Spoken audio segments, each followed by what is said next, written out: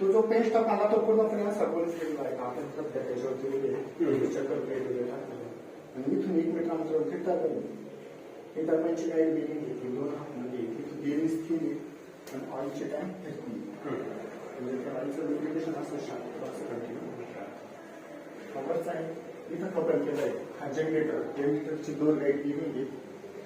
इथं जनरेटरच्या बेरिंगला ऑइल असतं त्या ऑइलला थंड ठेवण्यासाठी इथे 4 वॉटर कूलर वापरलेले टेम्परेचर नॉर्मल ठेवण्यासाठी. ओके. इथे महत्त्वाचं सेन्सर आहे. हा इन सेन्सर आहे. एक सॅटला गेला आणि एक गव्हर्नमेंटला गेला. हा व्हायब्रेशन सेन्सर आहे. बेरिंगचे टेम्परेचर, ऑइलचे टेम्परेचर, ऑइलचे लेवल, ऑइलचा फ्लो मॉनिटर करतात.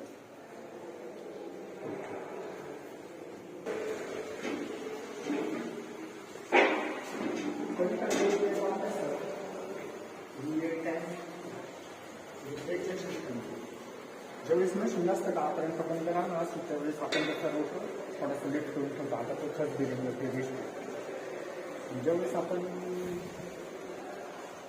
म्हणजे जास्त होता आपण तो ऑइलच्या साईन आपण तो लिफ्ट करून ठेवतो. दुसरा प्लेटिंगसाठी उपयोग.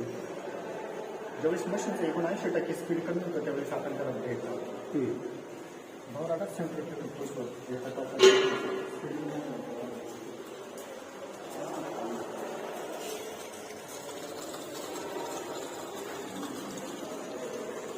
जनरेटर आलेला सप्लाय टाटा एक्सायटेशनला दिला. हा 11,090 व्होल्टमध्ये स्टेप डाऊन करतो.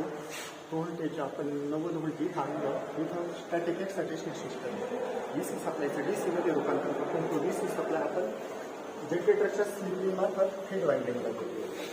ही कंटिन्युअस सर्क्युलेशन चालू तो सप्लाय तुला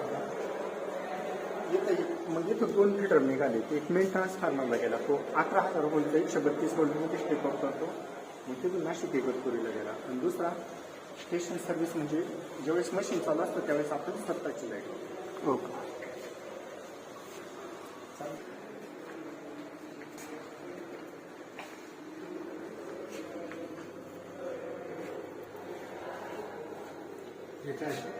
ही जनरेटर तिची कॅपॅसिटी 15,925 kVAचं आहे. तर 11,000 व्होल्टेज क्षमता आहे. 835 पर्यंत मॅक्झिमम करंट येतो. त्याला 50 फ्रिक्वेन्सी 0.9 पॉवर फॅक्टर.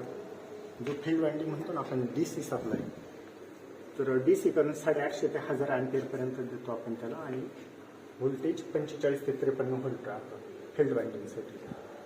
हे मशीन 14 पोलचं असल्यामुळं 428 RPM फिरतं.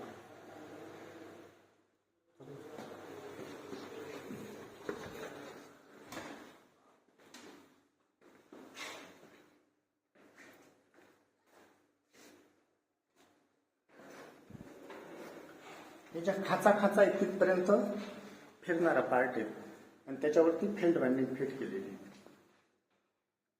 याच्या आतमध्ये हा ब्राऊन कलरचा जो पार्ट आहे त्याच्या आतमध्ये स्टेटर वाइंडिंग आहे. वरती thrust bearing plus guide bearing आहेत. तिला थंड ठेवण्यासाठी वरती 12 वॉटर कूलर वापरलेले आहेत.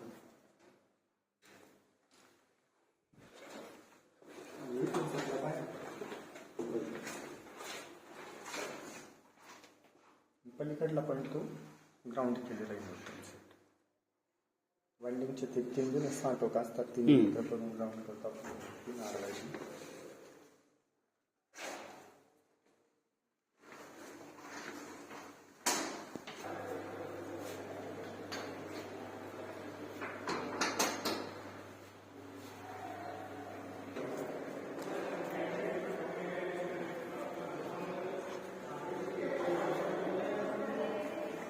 काढा सिस्टम असल्यामुळं